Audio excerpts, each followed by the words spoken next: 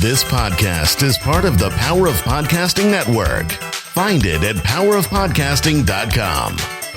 Today on episode number 666, look, I was going to do a bunch of fun Satan stuff and hell and the whole nine yards. Look, we all know Scott Baio is the Antichrist, so let's just move on, shall we? What we're going to talk about today, I have 5 things that you might be doing that you think are growing your audience, and no, they're not. I've got a cool mic review from NAB as well as my reflections on NAB. I'm back from Vegas, and we have a because of my podcast story. Hit it, ladies. The School of Podcasting with Dave Jackson.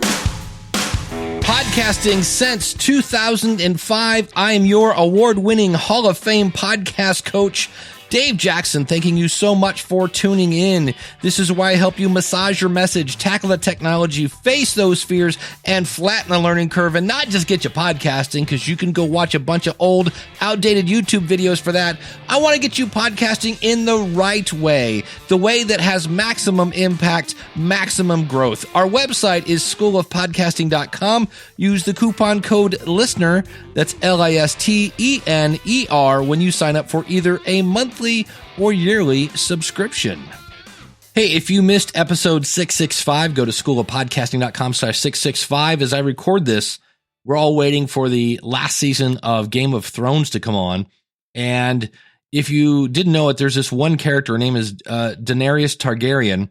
And if you were to hear her intro of her podcast, she would say, I can't even say her name at this one. Daenerys Targaryen, Daenerys Stormborn of the House Targaryen, first of her name, the unburnt queen of the Andals and the first men, Khaleesi of the Great Grass Sea, breaker of chains, and mother of dragons. And if you listen to episode 665, where we talk about editing, I'm pretty sure you could just say Daenerys Targaryen, mother of dragons, and we'd all go, okay, good, we're listening. So check that out, schoolofpodcasting.com/665. What I want to talk about today are 5 things that you may be doing that you think are growing your audience, but they're not. And over this episode and the next episode, I'm going to be talking about things that are how to get you more productive and how to really impact your audience. And so these are things that I see people doing that I go, no, that's not a good use of your time. It's not a good flow for your content. One other point before we get into this originally appeared as an article in the Podcast Business Journal. That is a publication that I am a writer for. So if you want to check it out, go out to podcastbusinessjournal.com. I'll have links to this out in the show notes at schoolofpodcasting.com/666. Number 1. Asking for subscriptions before you deliver value. So it's hey, welcome to the show. So glad you're here. Want to let you know that it's the whatever show. And if you go over to Apple Podcasts, you can find us and subscribe to the show. Not a good thing. Now, why is that? Well, some of your audience may see that as a commitment. Subscription. Ooh, that sounds serious. I want to subscribe with you. Right? So they're like, whoa, hold on. So let me give you an example.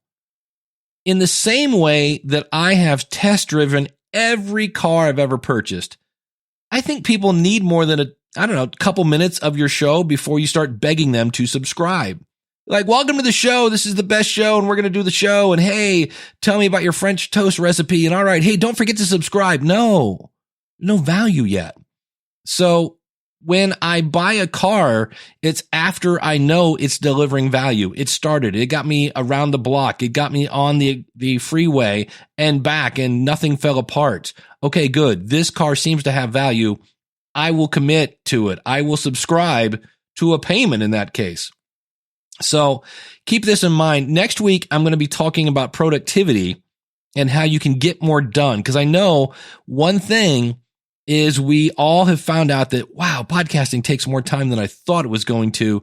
And I have found some tools that have really ramped up my production. Now, here's something else to think about this. Every one of the tools I'm talking about next week, they all have a free trial. Why? Because those software companies want you to see the value of their software before asking for your money. Now I understand why you might want to do that, because you say, well, I got to get that in here at the beginning because they may not be listening at the end. Well, you could do it somewhere in the middle, somewhere after you've given them some value. Doing it at the very beginning, probably a waste of your time and a waste of their time. Something else, I've mentioned this in the past. Have you ever subscribed to a show because the host said, hey, subscribe to our show? I haven't. But when I find a new show and the title catches my attention, the title of their episodes catches my attention, then I hit play and it's, wow, this is exactly as advertised. I'm like, this is great. And I subscribe immediately. So again, this is why your titles, the title of your episode, the title of your podcast, obviously, but the title of your episodes is also something you should spend some time on. If you need some help with that, go out to schoolofpodcasting.com/headlines. I've got a free download there that will help you with that. But for me, when I find a podcast and I don't know, after a while, you just know good content when you hear it, and asking for subscriptions in that first, however many times before you give them value is pretty much a waste of time. Number 2, sending people to the haystack that is Apple Podcasts. Now, I work for Libsyn. That's Libsyn.com, short for Liberated Syndication. Get a free month at Libsyn.com using the coupon code SOPFREE. And one of the things I love about working there is I get a very wide view of the podcasting space. And as I record this in April of 2019, there are 700,000 shows on Apple Podcasts. And consequently, when you get that email from them that says, hey, you're an Apple Podcast, and you go over and you type in something very generic like golf or real estate or Jesus, and you go, hey, my show's not coming up. Can I remind you that there are 700,000 shows in Apple Podcasts? And in some cases, your show just may not appear, even if you type in the exact name. I actually just went over and looked. You get somewhere, depending on where you look in Apple Podcasts, or actually in this case, it was Apple iTunes, the desktop version, somewhere between 100 and 200, maybe 300 results. So if your golf podcast isn't in the top 300, it's not going to show up. In fact, let me give you an example, a concrete example here. The show, The Feed, it's from Libsyn. It doesn't show up if you type in The Feed. That's right. You type in the exact name of the show and it doesn't show up. Now, Glenn the Geek does for Horse Radio Network because he's got some episode talking about feed, apparently horse feed. But just an example of if your marketing strategy is I'm going to rely on being found in Apple and or Spotify, I'm having the same issue with Spotify where shows just don't show up. If you go over to schoolofpodcasting.com/666, you'll see where I have a video for this. Now, here's the thing. Like, what's the remedy, Dave? You told me the problem. When you are accepted into Apple, into Google, into Spotify, into Insert, Direct TuneIn, Stitcher, they all give you a link, or there's a way to get a link to your show in that directory. And so I like to use the analogy of a radio dial. Let's say you go on vacation, you're in the middle of Arizona, and you hit scan the dial, and it's country station. So then finally you hear a rock station. What do? You go, ooh, save that in a preset. We're assuming in this situation that we listen to the radio. Okay, you get the point. These directories are giving you a preset, a shortcut to your show, so your audience doesn't have to find you. And here's the cool thing. You put a link to Apple, to Spotify, to Stitcher, to TuneIn, to Google Podcasts on your website. Send them to your website where there are 699,999 less shows to be lost in. And you could put directions on how to subscribe, because sometimes people don't understand what to do. And if you're doing that whole Facebook marketing thing, you could put the Facebook pixel on them so that that whole marketing thing gets. You're not going to get that by sending them to Apple. So I just need to let people know that if your marketing strategy is, oh, I'll just be found in the different apps. In fact, a recent study by Jacobs Media, they interviewed a bunch of radio listeners, and the way that those people are finding podcasts, the top 70% say it's through word of mouth. That was like one was 40%, one was 30%, but they were both word of mouth. 11% of people are finding it by searching in the app. So that is not a great marketing strategy. So a much easier way is to send people to your website where you have those shortcuts to your show in their directory, and your audience doesn't have to look. So quit saying, find me an Apple podcast, because that's not going to work. Number 3. I hear this all the time. Please rate and review my show. It helps us be found in Apple. No, it doesn't. Reviews are social proof that they are, but that's it. They don't boost you in the search results. We just kind of explained how the search results in Apple are getting worse.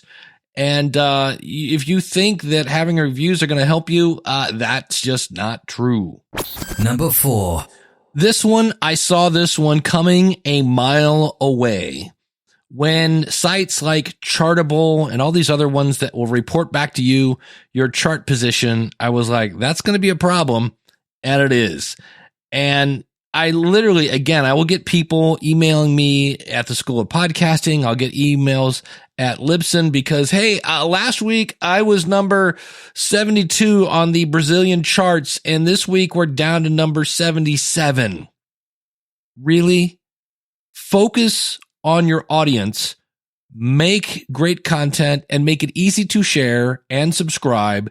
Then do that on a consistent basis, and you'll end up on the charts.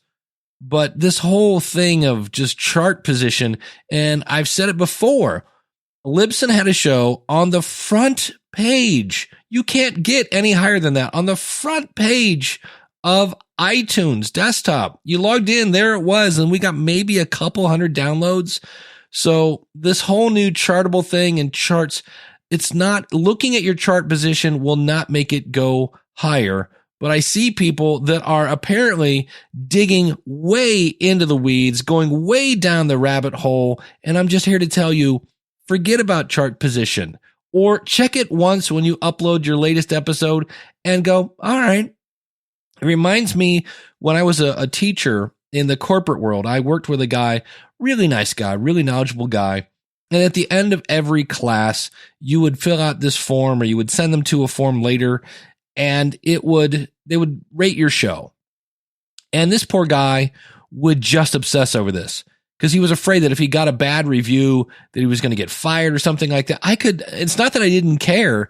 I just, at that point, I did the best I could for my class to make sure they understood and could walk out of that classroom with some skills. And if something happened and the class didn't go good, which really didn't happen, which was another reason why I didn't really worry about it. But at any point, if somebody said, hey, Dave, when this happened, what did you do? I don't know that there was a better option. I kind of always did the best I could.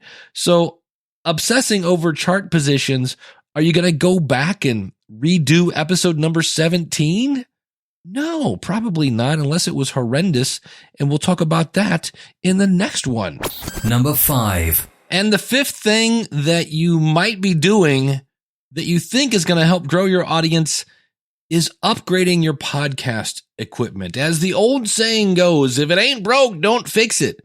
If your audio sounds okay and your audience doesn't have to keep grabbing the volume knob, the chances are your audio is okay. I once contacted, I think it was called Marketing School, with Neil Patel and Eric Sue. And Neil Patel had an Audio-Technica ATR 2100, and Eric Sue, I believe, had a Blue Yeti about 15 feet away from him. He sounded horrendous. And I actually contacted them and said, I will buy you an ATR 2100 because I like your show that much, but your audio quality is horrendous. And especially because Neil sounded great and Eric sounded awful. Now they have since fixed that. So in some cases, your audience may tell you, hey, what's up with your audio? And there are podcasters that obsess over like super nuanced, oh, should I boost the 200 frequency range or should I be cutting out things at the 7 kilohertz? And I get that. Those people are typically engineers. And in the same way that we tend to listen eventually through the ears of podcasters, they kind of take that up to the next level. But for me, upgrading equipment to boost your audience would mean that your audio was so bad that people tuned out. So I actually went out and made some bad audio. Here's an example of what I feel is bad audio. All right, so this is me recording on a Blue Yeti in the middle of the table with a sample rate of 11 hertz as opposed to 44. And I'm going to guess this is going to sound like caca. And we mentioned earlier that there are 700,000 podcasts. If you had a choice of 2 shows, which one would you listen to? The one I'm doing right now or the one I just played you with the caca audio? And for the record, as I listen back to this, I obsess over this and go, man, there's too much room noise. I got to put some curtains up in here. And I'm sure you're going, what? Because you got to remember, so many of these podcasts are listened to via earbuds or in the car, and none of these subtle nuances ever show up. So how do you create that bad audio? Well, number one, using the built-in microphone in your laptop. Like I said, incorrectly using a Blue Yeti microphone. And for the record, the Blue Yeti is not a bad microphone. I think it's highly overpriced because by the time you buy a stand for it and the pop filter and the shock mount, everything you have to buy for that microphone is special because that microphone is a big, giant snow cone looking thing when you could just buy a Samson Q2U for half the price. So it kind of drives me nuts. I was just listening to another new podcast about podcasting, and the guy keeps recommending the Blue Yeti because it's popular. No, it's popular because nobody does their research and figures out, hey, you know what? There are much better options. So it is overpriced. And when you don't use it properly, which most people do, they just talk into the top of it, have it set to pick up everything. It creates the kind of audio that we just did. Now, I helped it by recording at a super low sample rate, but that's an example of a podcast I wouldn't listen to. Another one is when you try to use one microphone to record 2 people. And again, the culprit is typically, you guessed it, the Blue Yeti. That doesn't work. And then audio that causes people to keep grabbing the volume knob. If you don't have those options, there's a really good chance that changing microphones is not going to grow your audience. And what I'm going to do here, I'm talking right now into an Electro Voice RE320. I'm going to pull down my Audio Technica ATR 2100, which I'm talking into now. Now, does this microphone sound $300 different? And I'm going to stay on the ATR 2100 to finish up this particular segment. There is one time when I think it's understandable why you would upgrade your equipment. As a musician and as a guitar player, how my actual tone of my guitar sounds affects how I play. I'm used to a nice, chunky, distorted rock and roll guitar. And so when I pick something up and it's super thin and there's no distortion, I'm like, it's not that great. And it affects how I play. So for some reason, you had this microphone, the ATR 2100, and you're like, I don't really like the way my voice sounds. And you switch to the Electro Voice RE320 and you go, I think I like my voice better on this microphone. Then I get it. My point is, though, that is a different reason. You're getting a different microphone because you just don't like the sound of your voice. And realize sometimes that's science-based. When you listen to your voice, normally you're hearing part of your voice through your skull. I know it sounds weird. It's called bone conduction. And when you hear your podcast back, you're just using your ears, not your ears and your skull. So it doesn't sound bad. It just sounds different. And in fact, unless you've had let's say it's not an argument, has anyone ever just hung up on you because they couldn't stand the sound of your voice? And I'm pretty sure the answer to that is no. On the phone, no, people don't hang up on me because they can't stand the sound of my voice. Then your voice is fine. It just sounds different and you need to get over it. Holy cow, I just looked at Amazon. The ATR 2100 is $67. The RE320 is $295. And I didn't hear a whole lot of difference between those.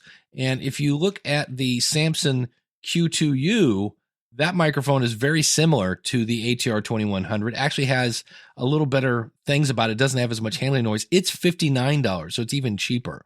So again, you don't have to spend gazillions of dollars. And again, you can see where if I did that and I swapped the ATR 2100 for an Electro Voice RE320, it's really moving sideways and it's not going to really help me grow my audience. So those 5 things again that you might be doing that you think are helping to grow your audience that probably aren't are: number 1, asking for subscriptions before you deliver any value.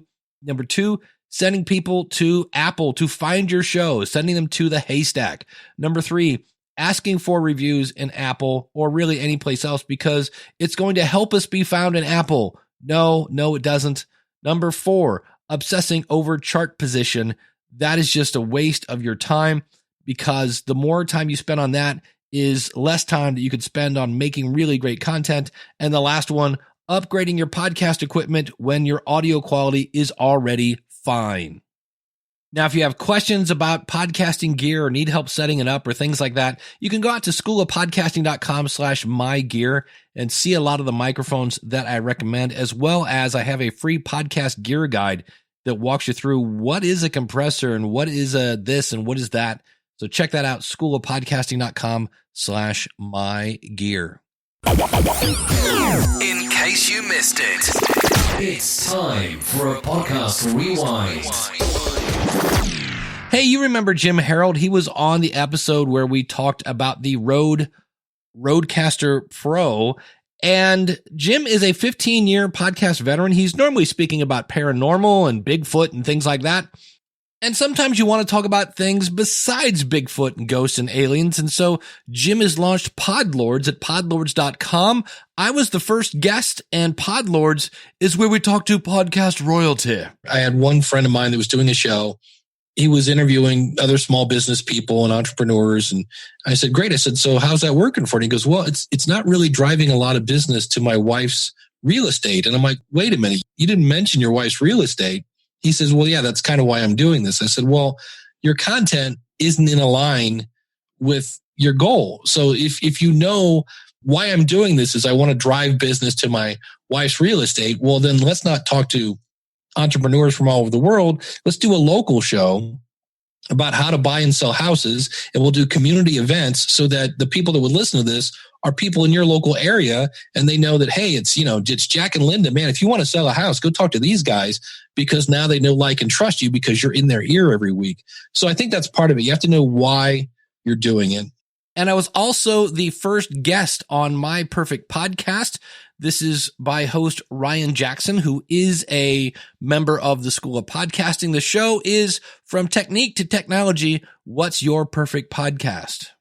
What is the one thing in interviews that you never get asked that you always want to talk about? Ooh, I don't think people talk enough about being good. There's a guy I was talking who's, I will keep the other consultant nameless and we will keep the person nameless. But there was somebody who was really upset because he was approaching a friend of mine and he's saying, look, I need to monetize my show and I need to monetize it now.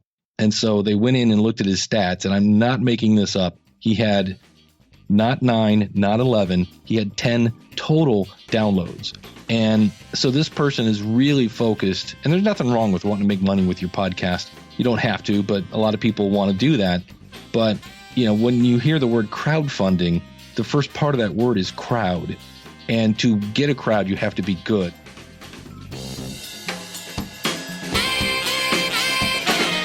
I always love to hear the end of this sentence because of my podcast, and then they finish it. And today we're going to hear from Brandon. Hi, Dave. This is Brandon from Florida Focus, a college football podcast. You can find us at floridafocuspodcast.com.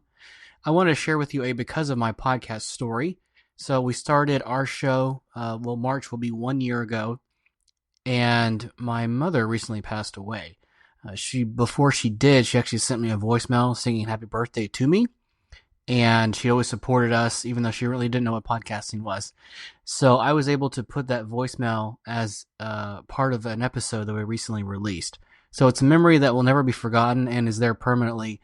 I was also able to use that to share that episode with family and friends, so they were able to hear that voice message as well. So it meant a whole lot to us, and it was glad to have a little part of her remaining with us permanently. Brandon, thank you so much for sharing that. I'm sorry for your loss. I did something similar. I had my grandpa read the Christmas story into a cassette deck when he moved out of Ohio, and I managed to weave that into a podcast that I did so my whole family could hear it. Now, if you can answer that question because of my podcast blank, I would love to hear it. Just go out to schoolofpodcasting.com/contact. I do prefer that you send those in via audio. It's just not as good when I read it to you.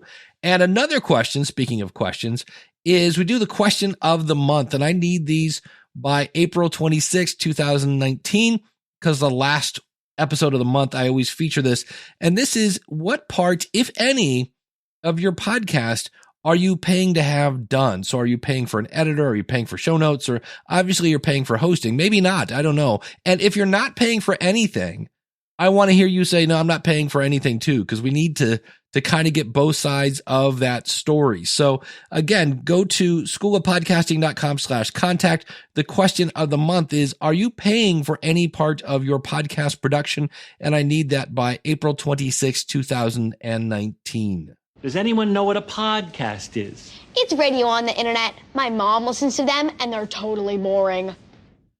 Hey, before I share how my trip went to Vegas and my experience at the NAB show, I want to let you know, if you go to schoolofpodcasting.com/start, I've kind of confused some people because I have a 3-month mentorship program where I meet with you weekly for a quick 15-minute phone call to keep you on course. And that currently is sold out. Now, it'll be opening up very soon, but I wanted to let you know that the School of Podcasting is still open. So you can sign up for a monthly or yearly subscription.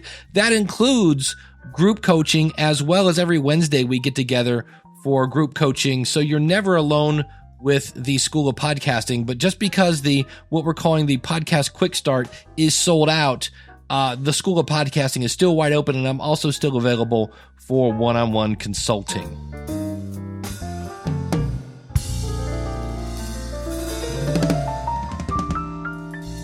Last weekend, I was in Vegas. Actually, I was there for the whole week for the National Association of Broadcasters, better known as the NAB show.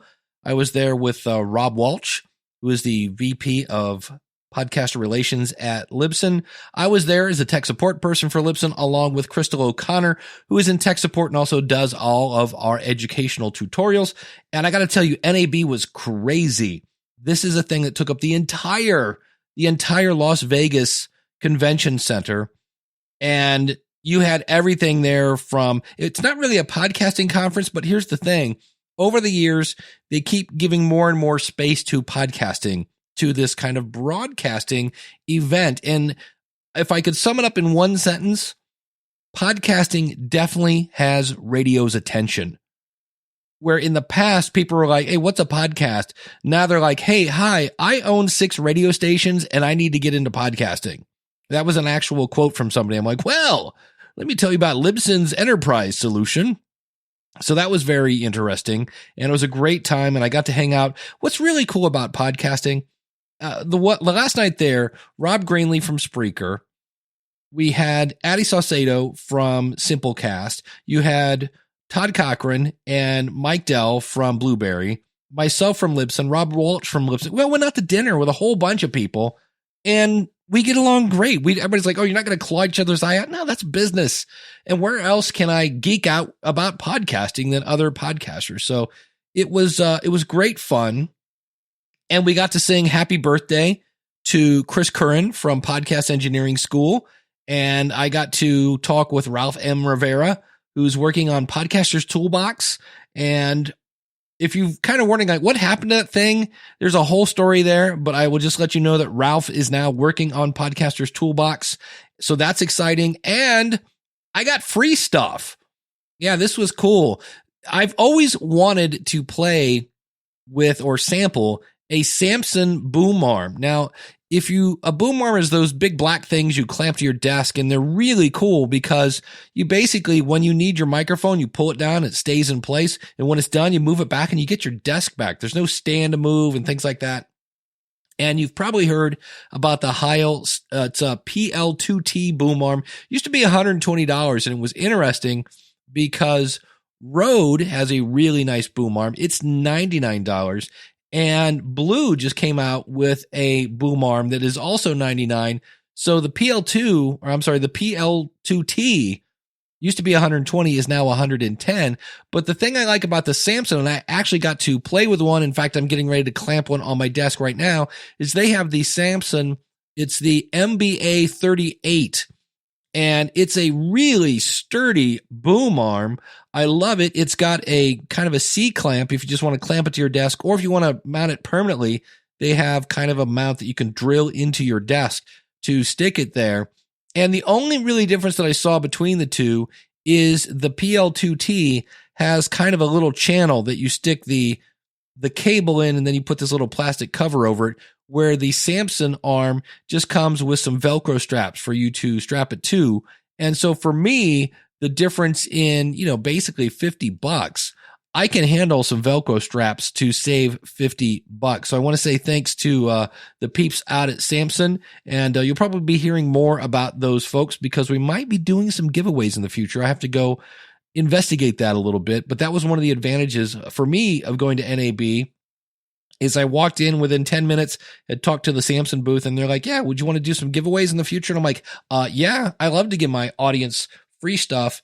And then later I got to see Dan at Focusrite, and you'll probably hear me talking about Focusrite as they're going to re-up their advertising on the School of Podcasting. So NAB was a great time. I'm very happy to be home. In fact, I don't go out on the road again until June, and that's where I'll be at the Utah Podcast Summit. You can find that at, you guessed it, utahpodcastsummit.com. Looking forward to that trip. And then later in the year, I've got Podcast Movement. I'll be also speaking at FinCon and the Military Influencer Conference. That's going to be in September. And then I've got a Youngstown, Ohio event called the Doyo.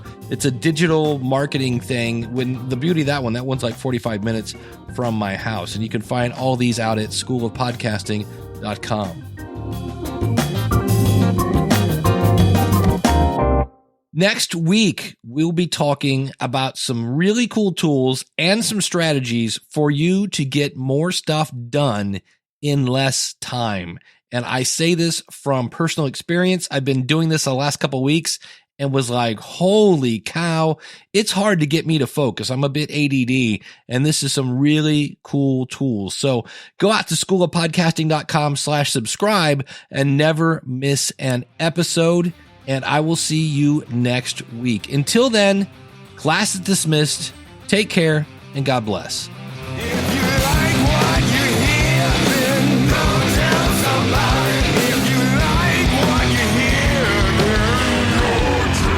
I always love to hear the end of this sentence because of my easy for me to say.